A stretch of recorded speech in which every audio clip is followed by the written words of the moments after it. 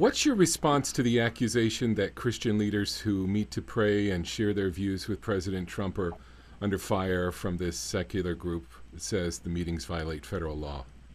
Well, the nature of these meetings obviously do not violate federal law. The accusations are that the White House has an evangelical advisory council or a faith advisory council, and the White House has had neither. And there was, to my knowledge, no intention to ever have either one of them. And so what has happened here is that during the campaign of Donald Trump, there was an evangelical advisory board. That board disbanded immediately after the campaign, and yet the White House has continued to reach out to evangelicals. So among the 700 or more evangelicals they've invited to listening sessions at the White House have been some of those original board members. There are only 40 to begin with. And so, I think the premise is flawed from the beginning. But of course, you have to consider the source. I mean, this is an organization that has for countless years attacked devoutly religious people who are involved in the federal government. They certainly believe that religious constituents somehow ought to have a lesser voice in their government. And I immediately went to the website when I saw the news around this and noticed that they were within seconds raising money to fund this campaign to shut down the evangelical voice at the White House. And I think it's futile to begin with legally, and I think it's futile when it comes to their aim. Evangelicals are an enormous part of American life. There are tens and tens of millions of evangelicals. We have a very, very vibrant marketplace of ideas. We don't even always agree with one another on different things, and you just can't intimidate us into quieting down. It's just not going to work. Why is it important for Christian leaders to be meeting with the president? It seems so obvious to me that Christian leaders would meet with their elected officials, whether it's the president or anyone else. I mean, first of all, we're Americans like anyone else. Secondly, we as Christians, we don't believe in a theocracy. We're not asking the American government to, become a Christian nation. We do believe there's a Judeo-Christian foundation to our country, and I think, we represent part of that great heritage in our nation. But, we're like any other group, in the United States. We have opinions on issues, and our elected officials are elected to represent the will of the people. And so evangelicals ought to take their seat at the table. When they're invited to contribute their thoughts, their ideas, their perspectives, they ought to do it. And what we've seen in this administration especially, but what we've also seen in previous administrations, is that when evangelicals sit at the table, they make a difference.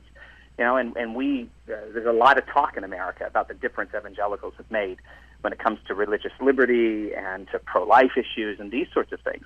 But there isn't enough talk about the difference that evangelicals have made in this administration when it comes to things like, the support of DACA, or comprehensive immigration reform, or criminal justice reform, or doubling the child tax credit because we believe it'll strengthen families, or paid family leave because we believe in strong families. Like, evangelicals are often actually the balancing force between the left and the right, between the Democrats and Republicans. And I think that plenty of people who want to sort of, reduce all evangelicals down to one particular policy or set of policies, they're deceiving themselves. And in the end, it's not good for some of the ideas that they personally represent, which are also biblical ideas that we believe in.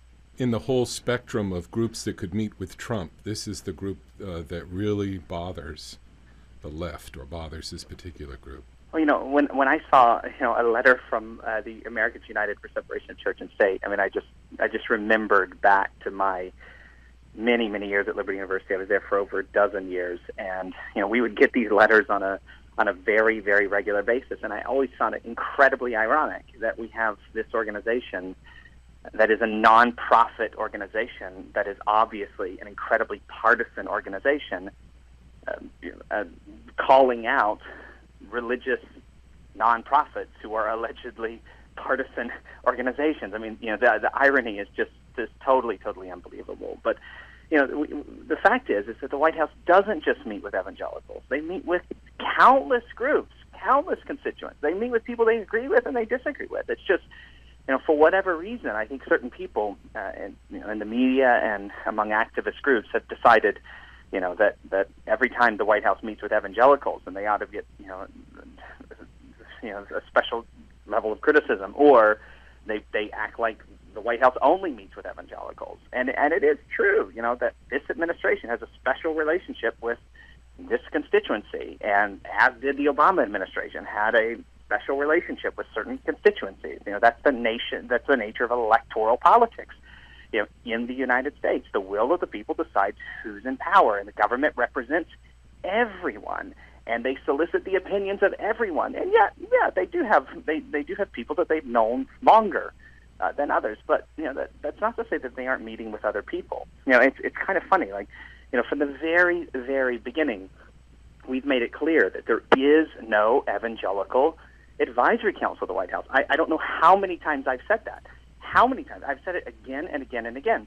And yet, certain people continue to refer to it. I was addressed in this letter as the spokesperson for the Evangelical Advisory Council. That was a title given to me by the press. It's not a title I actually have or have ever had. And so it's like you create this straw man, and then you try to take it down. And it's just factually untrue. And I think everybody just needs to recognize that this is an attempt to intimidate certain voices, and voices that will not be intimidated. I know evangelicals. They're not going to be scared into silence, whatever the threats are. And the other side of the coin is, in our advocacy for the First Amendment, we're also advocating for the rights of organizations like the Americans United for Separation of Church and State to oppose us on First Amendment terms. I am 100% for this. That's one of the reasons why we fought so fiercely, for the First Amendment, and continue to do it. We're not just fighting for ourselves; we're fighting for those who oppose us on political or religious grounds. So I kind of expected to get a thank you note from the Americans United for Separation of Church and State, as opposed to a threat.